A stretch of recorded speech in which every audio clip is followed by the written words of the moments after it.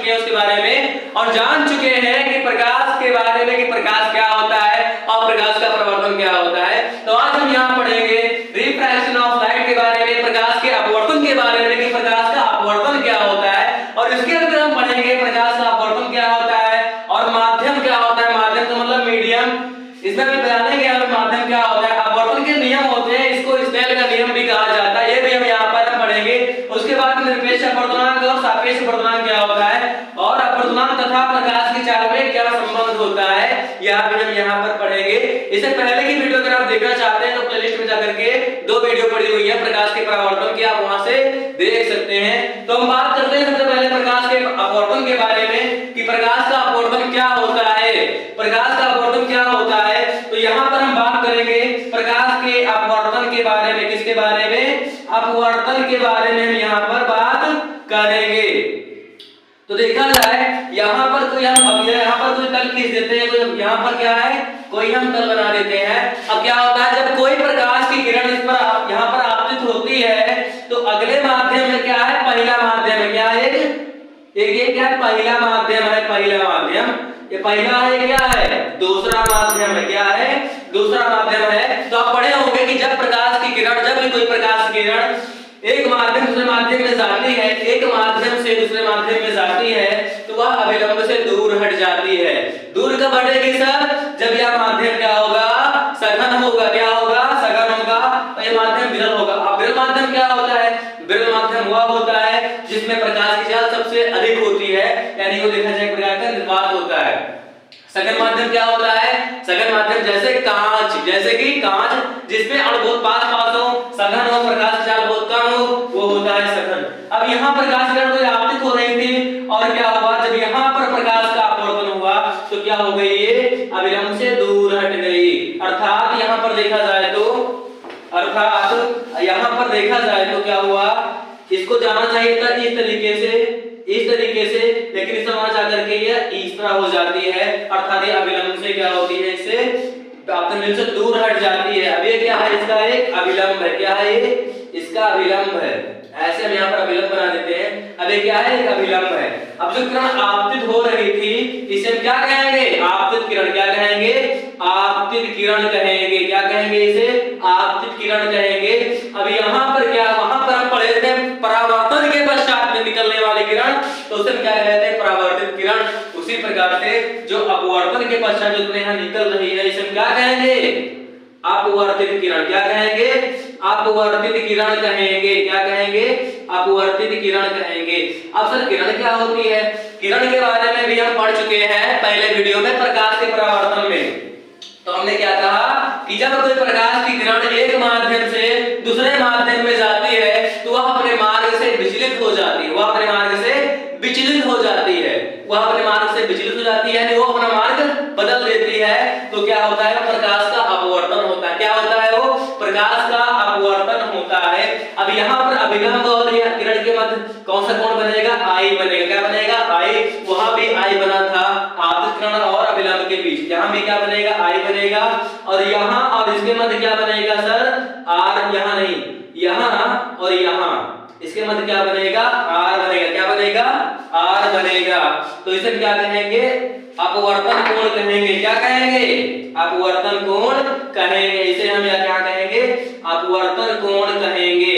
वहां पर क्या था, परावर्तन कोण, यहाँ क्या है, अपवर्तन कोण, ये क्या है आपका, आपतन कोण है, क्या है ये, आपतन कोण है। और जहां पर प्रकाश का अपवर्तन हो रहा है वो पॉइंट क्या है, आपतन बिंदु है, क्या है वो, आपतन बिंदु है, वो क्या है, आपतन बिंदु है। अब हम जानते हैं माध्यम के बारे में कि सर माध्यम क्या होता है। तो माध्यम 2 प्रकार के होते हैं, कौन कौन सा, एक होता है सर सघन माध्यम, क्या होता है, सघन, और एक होता है सर विरल माध्यम। अब सघन और विरल का मतलब क्या होता है, विरल में प्रकाश की चाल सर्वाधिक होती है, कि जिसमें प्रकाश आसानी से निकल जाए, आसानी से गुजर जाए, वो विरल होता है, वो क्या होता है, विरल होता है। मान लीजिए आप रास्ते से जा रहे थे और रास्ते में कांटे पड़े हुए, तो क्या आप जा पाएंगे, नहीं जा पाएंगे। तो रास्ता कैसा है, वो सघन है। अगर रास्ते में कुछ नहीं है, आप जा रहे हैं आराम से, कोई ब्रेकर भी नहीं है, तो क्या है, वो आपके लिए विरल है। उसी प्रकार जब प्रकाश आसानी से चला जाए, आसानी निकल जाए, तो होता है विरल, और जिसमें प्रकाश गुजर ना सके वो क्या होता है, सघन, क्या होता है वो, सघन।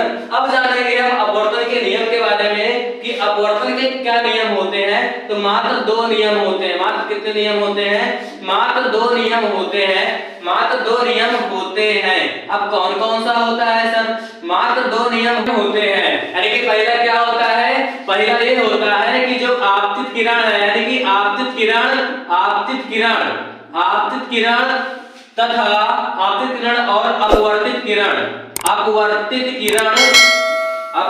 किरण तथा आपतन बिंदु पर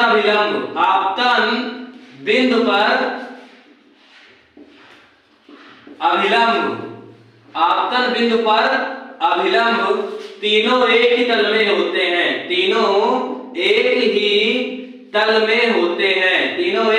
में होते हैं। और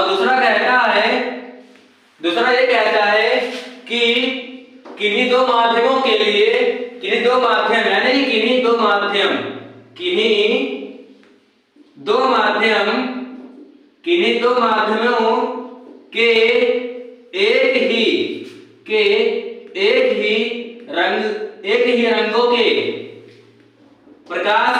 एक ही रंगों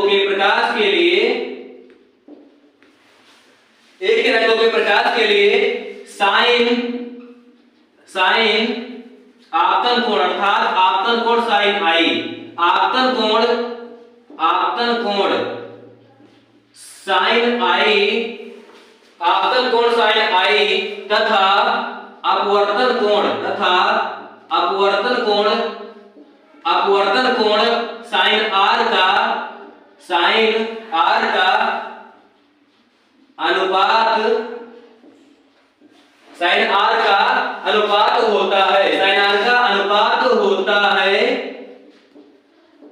साइन आर का अनुपात होता है।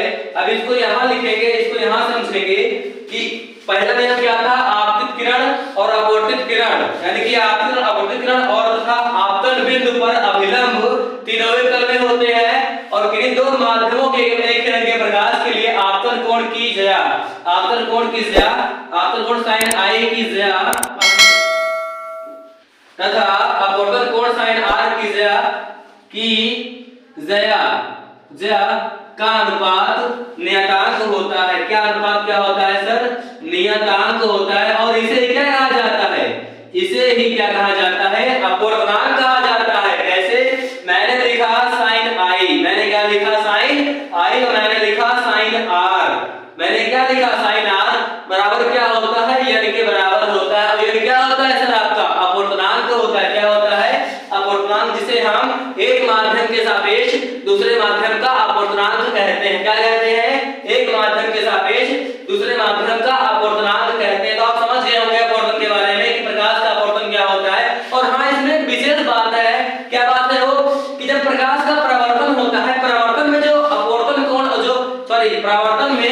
परावर्तन में जो आपतन कोण होता है, परावर्तन में लिखा जाए तो आपतन कोण होता है वो r के बराबर भी हो सकता है। r के बराबर ही होता है। क्या होता है?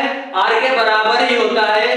लेकिन यहाँ पर जो r आई है वो r से क्या होता है? बड़ा भी हो सकता है। कहाँ पे? अपवर्तन में। ये बात है आपके परावर्तन की। कहाँ की बात है? परावर्तन की। लेकिन ये बात क्या है? अपवर्तन की। क्या बात है ये बात है हमारी अपवर्तन की। क्या कहाँ की बात है? अपवर्तन की। ठीक। तो अपवर्तन में क्या होता है? आई आर से बड़ा भी हो सकता है, आर आई से बड़ा हो सकता है, लेकिन आई आर के बराबर नहीं हो सकता। लेकिन यहाँ पर क्या है? आई आर के बराबर होना चाहिए। तो आप समझ गए होंगे इसके बारे में। माध्यम क्या है? सघन विरल। विरल का माध्यम जिसमें प्रकाश की चाल अधिक होती है वो विरल होता है। सघन का मतलब जिसमें प्रकाश की चाल कम हो वो सघन होता है। विरल में क्या होता है? जब प्रकाश आपतित होती है, अपवर्तन के पश्चात दूर खिसक जाती है विलंब से, और सघन में क्या होता है? विलंब की ओर झुक जाती है। अब हम बात करेंगे अपवर्तनांक के बारे में कि निरपेक्ष अपवर्तनांक क्या होता है और सापेक्ष अपवर्तनांक क्या होता है। तो आइए हम जानते हैं निरपेक्ष अपवर्तनांक के बारे में कि निरपेक्ष अपवर्तनांक क्या होता है। निरपेक्ष अपवर्तनांक क्या होता है? तो हम किसकी बात कर रहे हैं सर? इसकी बात कर रहे हैं कि हाँ, निरपेक्ष अपवर्तनांक क्या होता है। क्या? निरपेक्ष। अब निरपेक्ष का मतलब क्या हुआ? अगर प्रकाश का अपवर्तन वायु के पहला माध्यम क्या है, समझ लो वायु है। पहला माध्यम क्या है, वायु। यानी कि वायु के सापेक्ष किसी अन्य माध्यम में हो रहा है तो उसे हम कहते हैं निरपेक्ष अपवर्तनांक। क्या कहते हैं, निरपेक्ष अपवर्तनांक। अगर प्रकाश का अपवर्तन वायु के सापेक्ष, अगर पहला मान लो निर्वात है, पहला क्या है, निर्वात है, और दूसरा माध्यम कोई और है तो उसे हम निरपेक्ष अपवर्तनांक कहते हैं।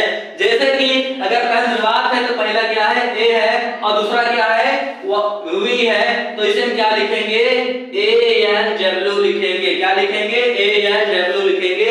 ए फॉर होता है एयर, डब्ल्यू फॉर होता है वाटर। क्या होता है, वाटर। तो निरपेक्ष अपवर्तनांक का मतलब समझ गए होंगे आप कि क्या होता है कि जब एक माध्यम हमारा निर्वात हो और दूसरा माध्यम हमारा कोई और माध्यम हो, उसमें अपवर्तन हो रहा हो तो निरपेक्ष अपवर्तनांक कहलाता है। क्या कहलाता है, वो निरपेक्ष अपवर्तनांक कहलाता है। तो इसमें हम क्या लिखेंगे, क्या लिखेंगे सर, n इक्वल टू क्या होता है, n इक्वल टू होता है, n इक्वल टू क्या होता है, दो माध्यमों में, n इक्वल टू क्या होता है, दो माध्यमों में प्रकाश का अपवर्तन। अब मान लो पहला क्या है, पहला a है, दूसरा क्या है, w है। क्या है दूसरा, w है। क्या है ये, w है। तो ये क्या कहलाएगा, निरपेक्ष अपवर्तनांक कहलाएगा। क्या कहलाएगा, ये निरपेक्ष अपवर्तनांक कहलाएगा। अब यही हम समझते हैं किसके बारे में, सापेक्ष अपवर्तनांक के बारे में। किसके बारे में सर, सापेक्ष अपवर्तनांक के बारे में कि सापेक्ष अपवर्तनांक क्या होता है। तो सापेक्ष अपवर्तनांक का मतलब ये होता है कि जब किसी के सापेक्ष हो, जब किसी के सापेक्ष हो, जैसे आप प्रिपरेशन कर रहे होंगे तो आप किसी को पर्पस मान के तैयारी कर रहे होंगे कि हम भविष्य में ये बनना चाहते हैं, तो जैसे सापेक्ष होता है। सापेक्ष का मतलब साथ, सापेक्ष का मतलब साथ। तो सापेक्ष का मतलब ये होता है कि जब पहला माध्यम वायु, जब पहला माध्यम निर्वात के अतिरिक्त कोई भी हो, निर्वात के अतिरिक्त कोई भी माध्यम हो और उसका अपवर्तन दूसरे माध्यम में किसी के साथ हो रहा हो तो उसे हम सापेक्ष अपवर्तनांक कहते हैं। जैसे कि मान लो पहला माध्यम हमारा एयर का था, किसका, एयर मतलब हवा। पहला माध्यम हमारा वायु था और दूसरा क्या है सर, कांच है। दूसरा क्या है, कांच है, यानी ग्लास है। क्या दूसरा, ग्लास है। तो इसे हम क्या लिखेंगे, ANG लिखेंगे। क्या लिखेंगे, ANG से हम इसे लिखेंगे।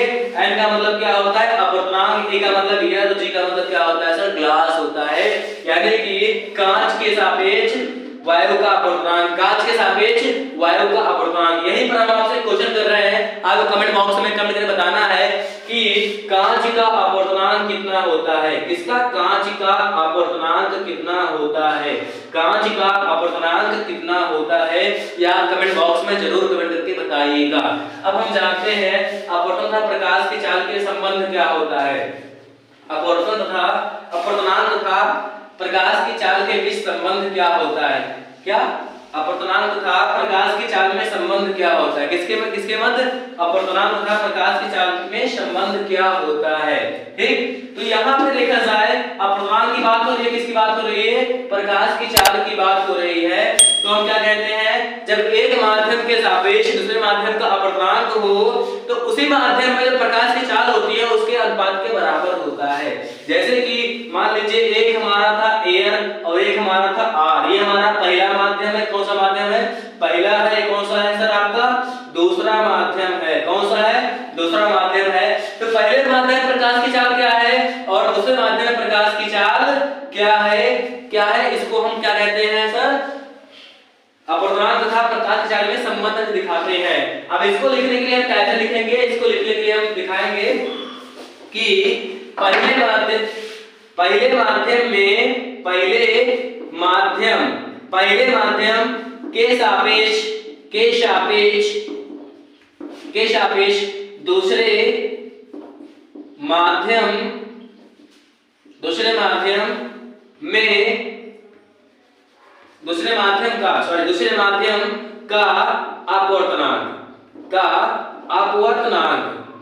दूसरे माध्यम का अपवर्तनांक।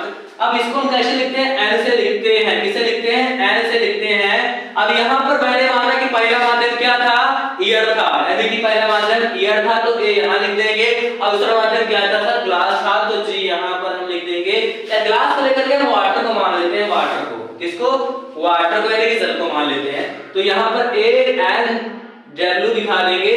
अब इस बराबर हम क्या लिखेंगे सर, इस बराबर हम लिखेंगे सबसे पहले किसमें, A में, यानी कि वायु में वायु में प्रकाश की चाल, वायु में प्रकाश की चाल लिखेंगे ऊपर, बटा क्या लिखेंगे, जल में प्रकाश की चाल, क्या लिखेंगे, जल में प्रकाश की चाल, जल में प्रकाश की चाल को लिखेंगे।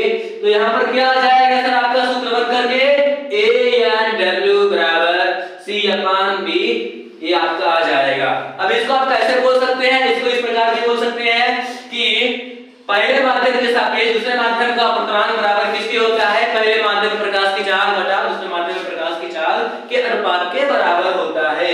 यानी कि पहले माध्यम का अपवर्तनांक दूसरे माध्यम के सापेक्ष जो होता है वह देखा जाए उसमें जो माध्यम था उसमें प्रकाश की चाल के अनुपात के बराबर होता है।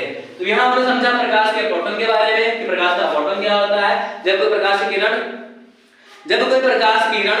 देखा जाए, जब कोई प्रकाश की किरण एक माध्यम से यानी कि एक माध्यम से माध्यम में जाती है तो अपने मार्ग से विचलित हो जाती है, वो अपना मार्ग बदल देती है, तो क्या होता है, वो घटना प्रकाश का अपवर्तन कहलाती है। अगर माध्यम सघन हो तो क्या होगी, अभिलंब की ओर झुक जाएगी, अगर माध्यम अगर विरल हो तो अभिलंब से दूर हट जाएगी, क्या होगा, दूर हट जाएगी। तो यह हो गया सघन और विरल। अब विरल का मतलब क्या होता है, विरल का मतलब ये होता है कि रास्ता साफ है, आराम से आप जा सकते हैं, मतलब कि प्रकाश चाल के जिसमें प्रकाश की चाल अधिक हो वो होता है विरल, और जिसमें कम हो होता है सघन। सघन का मतलब होता है वो अणु आस-पास में हो वो होता है सघन। अब हमें जाना माध्यम के बारे में, अब जानते हैं अपवर्तन के नियम के बारे में। निम्न दो नियम होते हैं, पहला आपतित किरण तथा अपवर्तित किरण, अभिलंब तथा आपतन बिंदु पर अभिलंब तीनों एक तल में होते हैं। यानी कि आपतित किरण और अपवर्तित किरण, वहां क्या थी, परावर्तित किरण, यहाँ क्या है, अपवर्तित किरण तथा आपतन बिंदु पर अभिलंब तीनों एक तल में होते हैं।